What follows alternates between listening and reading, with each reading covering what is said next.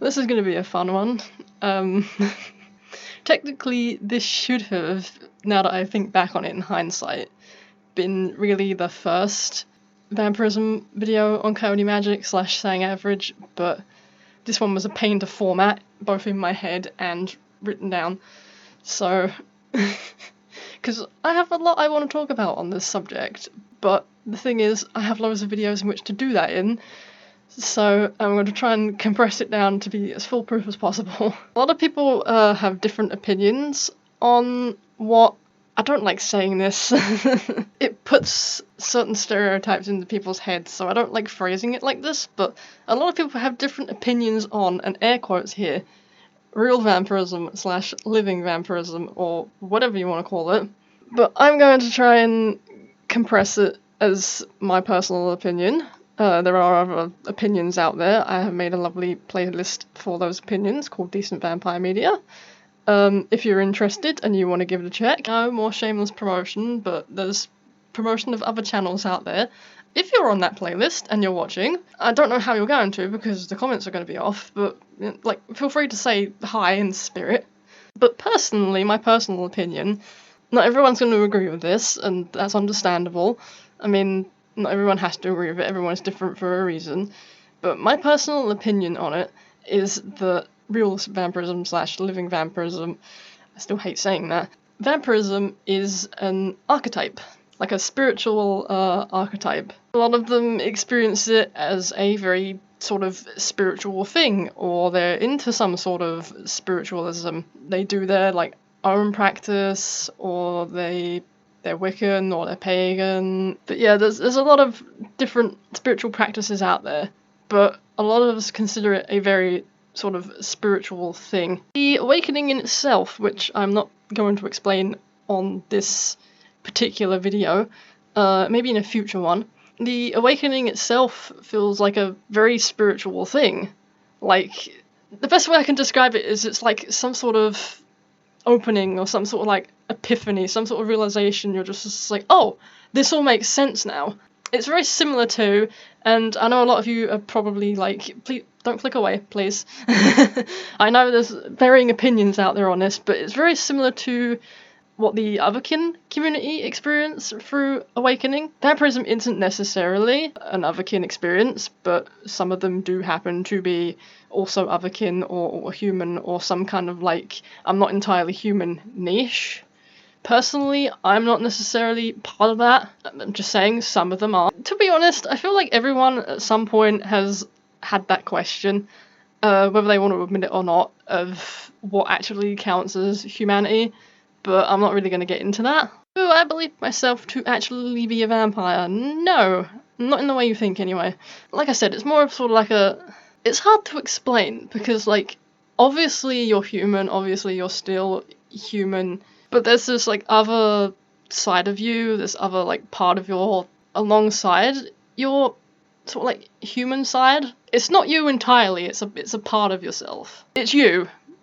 It's not another, like I said, it's another part of you, but it's not another part of you, if that makes sense. It's not multiple personality or dissociative identity, where it's not like that. It's always there, it's always part of you, it is you. It's hard to explain, and because it's hard to explain, I like to use the word archetype.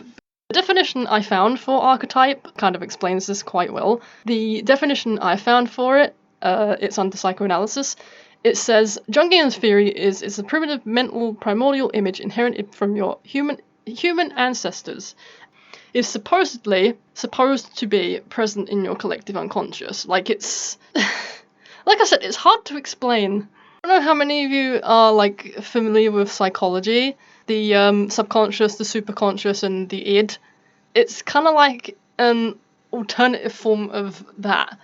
If any of you are into sort of darker magic, shadow work, and that sort of thing, you may have heard it described as your shadow, the darker, more primitive side of you that you tend to sort of push away and forget in the modern era. It's kind of a very personalized form of shadow specifically for vampires, basically. It's a vampiric version of the human shadow.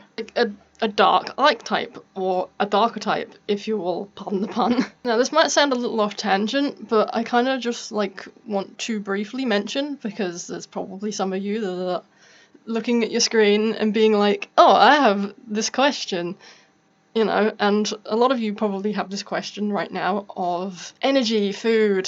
This vampiric side is a part of yourself, so in a way, technically, you consider yourself to be a vampire, even though, you know, you're still human at heart.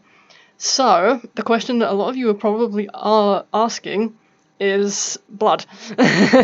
Very simply. Yes and no. Some of us do.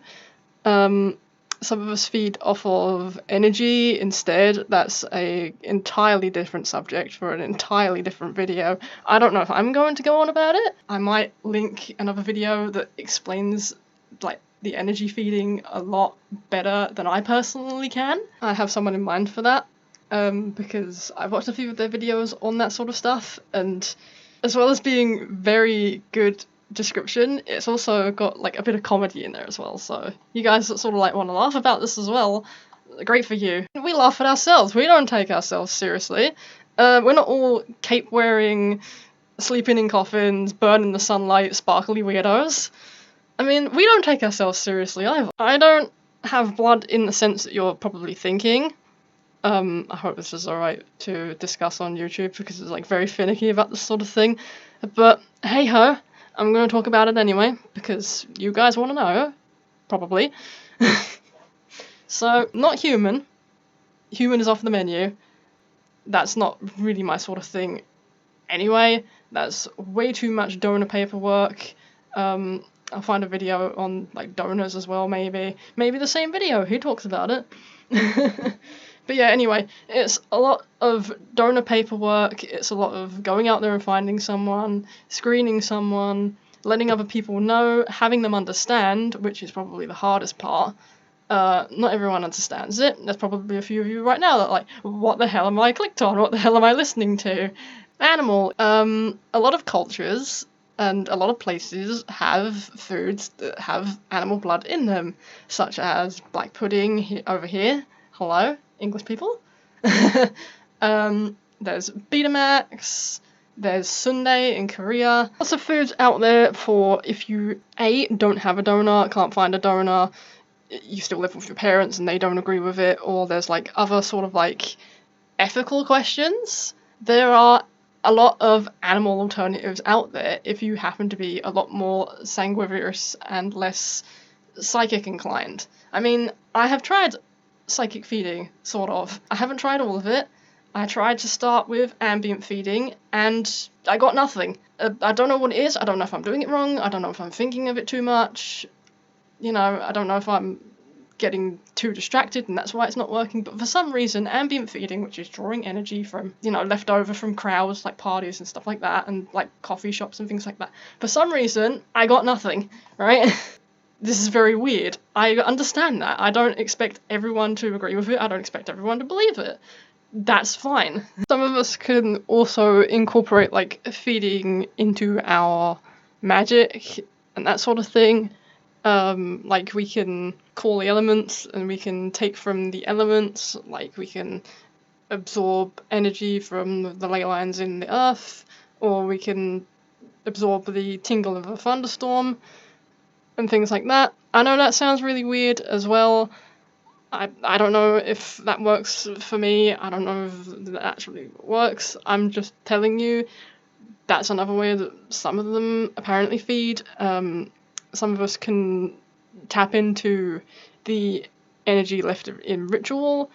Like, when someone's doing a ritual or whatever, we can tap into the residual energy that's left in that space, in that sacred space, in that circle, wherever. We can tap into that, we can absorb that, we can channel it into ourselves, apparently.